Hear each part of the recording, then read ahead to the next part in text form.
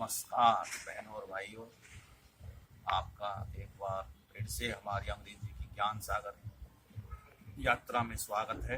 यहाँ पे ज्ञान गंगा बही हुई है अंग्रेजी की, और ये यात्रा जो है हमारी प्रेजेंट कंटिन्यूअस टेंस, तो ये यात्रा जो है हमारी प्रेजेंट कंटिन्यूअस टेंस तक पहुँच गई है।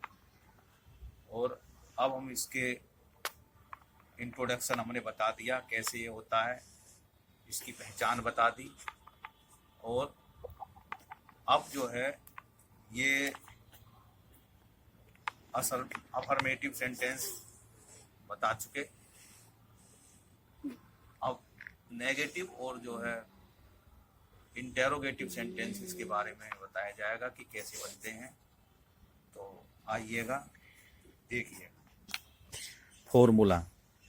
तो प्रेजेंट कंटिन्यूअस टेंस में जो नेगेटिव सेंटेंस का फॉर्मूला क्या बनता है, सब्जेक्ट जमा इज एम आर जमा नोट जमा वर्ब की फर्स्ट फॉर्म में आईएनजी प्लस ऑब्जेक्ट।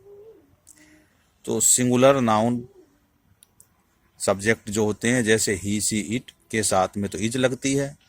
बाकी प्लूरल जो नाउन होते हैं जैसे यू वी दे एटसेट्रा, उनके साथ में जो है वो आर का प्रयोग होता है और आई के साथ में एम का प्रयोग होता है।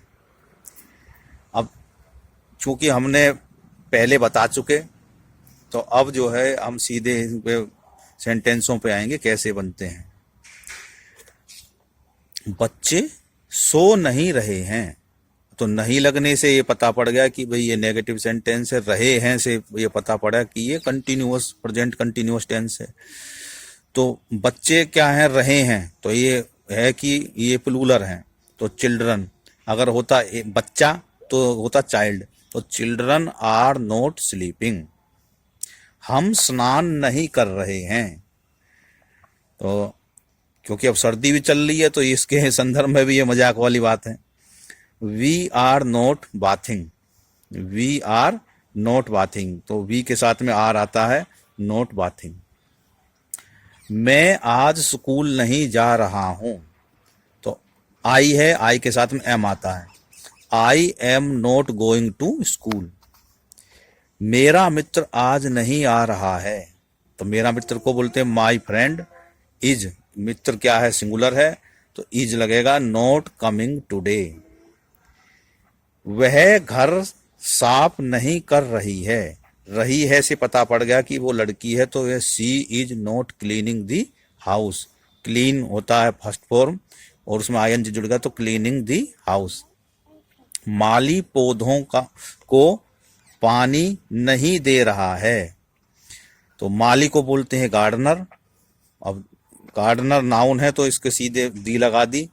द गार्डनर इज नोट, पानी देने को कहते हैं वाटरिंग, वाटरिंग, तो वाटरिंग दी प्लांट्स। अब देखिए ये तो हो गए नेगेटिव सेंटेंसेस। अब इंटेरोगेटिव सेंटेंसेस के बारे में देखेंगे जिसमें प्रश्नवाचक चिन्ह आते हैं। तो उनका फॉर्मूला क्या बनता है, उनमें क्या होता है कि हेल्पिंग वर्ब जो होती है वो पहले सब्जेक्ट से लग जाती है, फिर सब्जेक्ट आता है, फिर वर्ब की फर्स्ट फॉर्म में आईएनजी और फिर ऑब्जेक्ट लगता है। तो ये फॉर्मूला बना। अगर उसमें कोई प्रश्न भी पूछा गया है और नहीं भी आ रहे हैं तो उसके लिए क्या बनेगा, या WH का भी प्रयोग हो रहा है, क्यों क्या का प्रयोग हो रहा है, तो उसमें सबसे पहले WH वाले शब्दों को लेंगे, फिर EJMR आएगी, फिर सब्जेक्ट आएगा। अगर उसमें नहीं भी है तो नोट आएगा, फिर वर्ब की फर्स्ट फॉर्म, फिर ऑब्जेक्ट आएगा। अब फटाफट इनके जो है कुछ उदाहरण लेते हैं। क्या मैं हंस रहा हूं, क्या मैं हंस रहा हूं, तो इसमें क्या है, सब्जेक्ट है मैं के साथ में एम आता तो एम पहले आ जाएगा, एम के हेल्पिंग वर्ब जो सब्जेक्ट से पहले आएगी, एम आई लाफिंग। अगर होता क्या मैं हंस नहीं रहा हूं, तो एम आई नॉट लाफिंग ऐसे बनता। क्या हम बाजार जा रहे हैं, तो ये रहे हैं पे बिंदी लगी हुई है, तो इससे होगा कि और फिर हम हैं, तो हम क्या है, प्लूरल हो गया। वी, तो उसके साथ में आर आता, तो हेल्पिंग और आर पहले आ गई, are we going to market. अगर इसमें भी नहीं होता तो are we not going to market बन जाता। क्या वह विदेश जा रहा है, तो वह क्या है, सिंगुलर है, तो उसमें इज लग रही है, is he going to foreign country. दूसरा, वह बाजार क्यों नहीं जा रहा है, तो देखो डब्ल्यू एच वाला मैंने लिया है, तो इसमें क्या है, वाई का जो है हम प्रयोग करेंगे, वाई। फिर क्योंकि वह है तो उसके साथ में इज आ गया, तो हेल्पिंग और इज सब्जेक्ट से पहले आ गई, why is he not going to market. क्या सरकार हमारी समस्याएं सुलझा रही है, तो सरकार क्या है, सिंगुलर है, तो उसके साथ में इज आएगा, तो इज से शुरू करेंगे, इज दी गवर्नमेंट, सब्जेक्ट आ गया, सोल्विंग अवर प्रॉब्लम, सोल्विंग हम सुलझाने को कहते हैं, सोल्विंग अवर प्रॉब्लम। क्या बच्चे फूल नहीं तोड़ रहे हैं, आर चिल्ड्रन जो है, आर जो इसलिए लगा क्योंकि चिल्ड्रन प्लूरल हैं, are children not plucking flower. क्या बच्चे फूल नहीं तोड़ रहे हैं, are children not plucking flower.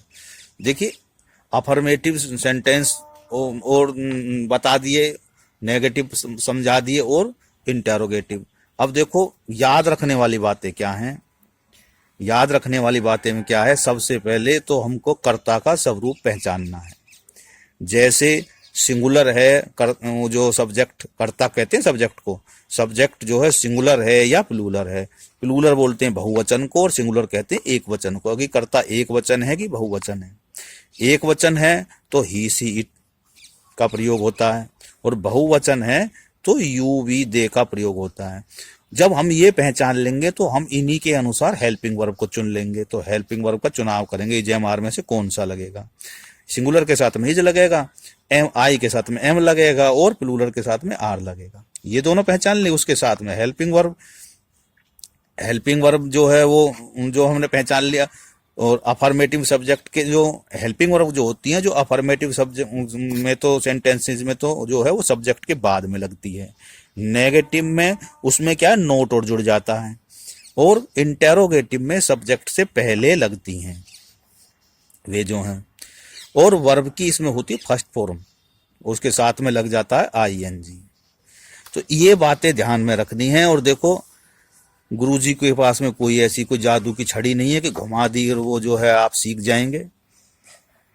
इसमें जो है आपको अभ्यास करना है। तो इसी के साथ में ये वीडियो यहीं समाप्त होती है। वीडियो गुरुजी के पास में कोई ऐसा कोई जड़ी बूटी नहीं है कि जो गुरुजी आपको दे देंगे और वो जो आप सीख जाएंगे। देखो अभ्यास करने से ही ये जो है सेंटेंस टेंस बनाने आएंगे, और आपको अभ्यास करना है।